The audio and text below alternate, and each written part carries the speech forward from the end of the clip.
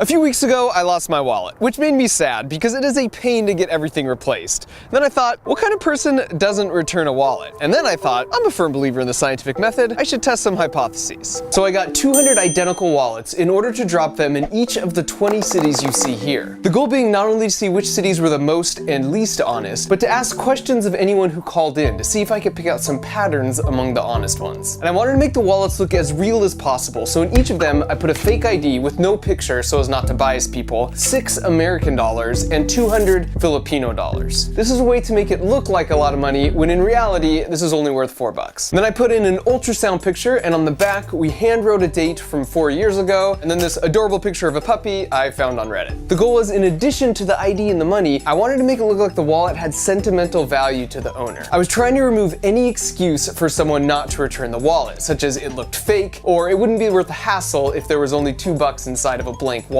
So in our case, if they didn't return it, it would only be because they weren't being honest. Then we had a fake loyalty card and a random business card, and then critically, a card that looked like it came with the wallet that said, if found, please call, and then we wrote the phone number. And then because it's impractical for me to actually visit 20 cities, I went on the Instagram page for my YouTube channel to ask for help, and right away, the response was awesome. Once I had selected my 20 helpers, I sent them instructions and shipped them each 10 wallets. And then last Monday, all across North America, Operation Wallet Drop commenced.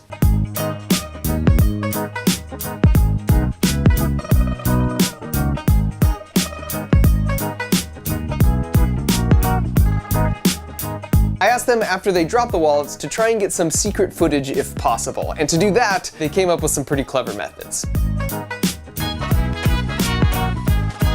I'm actually going to tuck the wallet underneath my car, so when I drive away, it stays in the parking lot.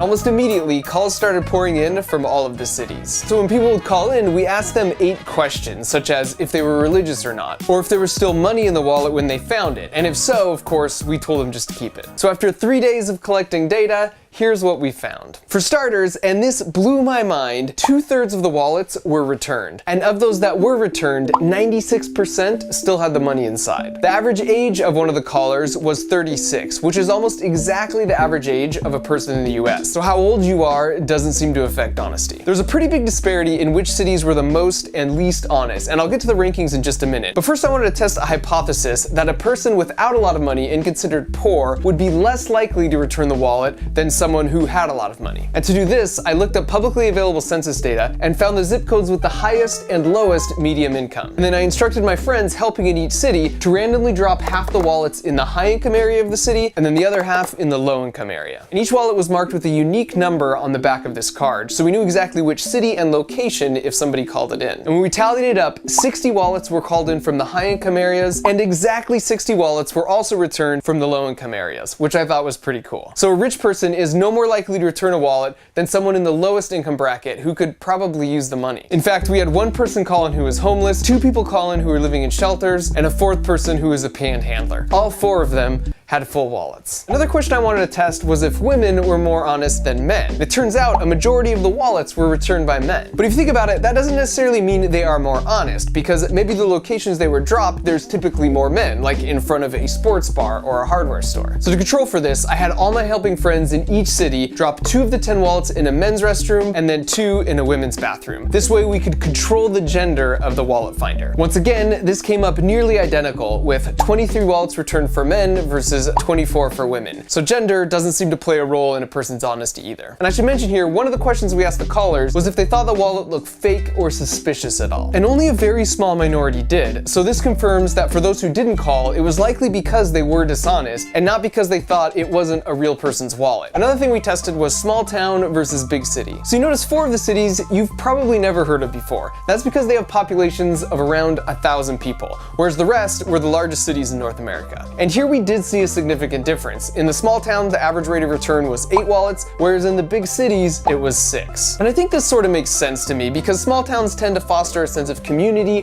where everyone knows everyone versus the anonymity of a big city. And now for a rundown of all the cities, I'll break them into 3 categories. Starting with the least honest, we've got Detroit with 3 wallets returned and New York City with 4. I was really rooting for Detroit and hoping they would just surprise everyone, but it looks like maybe they're still in the process of their rebuilding efforts. Then for the middle of the pack, at 5 wallets returned, we've got Seattle, Los Angeles, Miami, Dallas, and Edmonton. Then at 6 wallets returned, we've got Huntsville, Alabama, and New London, Connecticut, which is one of our small towns. Next at 7 wallets, we've got San Francisco, Winnipeg, and Washington, D.C. And the final category is the Honest Abe cities, with Parma, Idaho, and Las Vegas at 8 wallets. And I should mention for Vegas, instead of high income and low income, we put half on the strip and then half in the suburbs. And for what it's worth, all 5 dropped on the strip were returned. And then at a remarkable 9 wallets return, we've got 2 more small cities with Nashua, Idaho, and Hill City, South Dakota, and then Portland, Oregon, making Fred and Carrie proud. And finally, there were 2 cities with an astounding 100% return rate. Both were big cities, with Chicago, which I didn't see coming, and then Salt Lake City. And before you just chalk Salt Lake City up to those gosh darn super nice Mormons, in Salt Lake, of the 8 people we were able to interview, only 3 said they were religious and only 1 attended church. In fact, about 40% of the people who turned in wallets said they were not religious. And this is close enough to the average for a large city that it's fair to say that whether or not a person was religious seemed to have no outcome on their honesty according to our data. And I should also mention that while our 2 Canadian cities finished right in the middle of the pack, my Canadian friend saw this on his Facebook page right after dropping his wallets. And going the extra mile with a blanket Facebook post to find a random wallet owner is just about the most Canadian thing ever. We also dropped 10 wallets in Disneyland, and we were hoping to get a large number back, but we only got 4 calls from individuals and then 2 from security who were super confused when they had identical wallets turned in, at which point they made it very clear they would not be calling us back if more wallets came in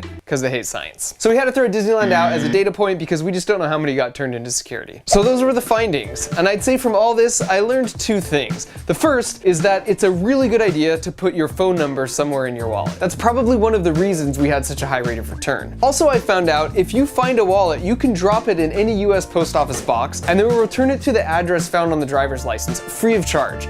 I tested this out and it totally works. And the second thing is that in general, people are way more honest than I originally thought. Having just lost my wallet, I was anticipating a return rate of maybe 20%. So to get 2 out of every 3 wallets back blew my mind. In one city, a convenience store owner loved what we were doing, so she kept putting the wallet back in the bathroom to see if someone would steal it. And after 6 times of somebody bringing the wallet back with all of the money inside, she gave up trying. Lately, it seems like so much of what you see online is meant to stoke outrage at some group of people versus ourselves, because that's what gets shared. And that begins to warp our perspectives that the only good people out there are those within our own group. But this cold hard data shows that across any age or gender or socioeconomic background, across the whole religious spectrum, through Middle America and along the coast, there are lots of good people everywhere. And not only that, but they constitute a majority. These people didn't call it for some reward or Facebook likes or because they knew someone was watching. They did it because it was simply the right thing to do. And I think that's pretty cool and something worth remembering. The science in this video was brought to you by my longtime friends at Audible. Summer is coming, which means between long road trips, hitting the gym, or working in the yard, you can make previously boring stretches of time something you actually look forward to by listening to audiobooks. And to test that out for free, you can go to audible.com/MarkRober or simply text Mark Rober to 500-500. In fact, while doing my wallet stakeouts for this video, I was listening to Astrophysics for People in a Hurry by Neil deGrasse Tyson. For whom these unimaginably sized energy in 1900. Practical problem for the... Even with my background in space, I learned a ton about the universe and how we came to discover it. It's written for people who don't have PhDs in astrophysics, but have genuinely curious minds about the amazing universe all around us. And if you download it and for some crazy reason you don't like it, Audible will let you swap it out for something else, no questions asked. So if you want to make your brain bigger by listening to this book or any other book for free, again, go to audible.com/MarkRober or simply text Mark Rober to 500-500. Thanks for watching.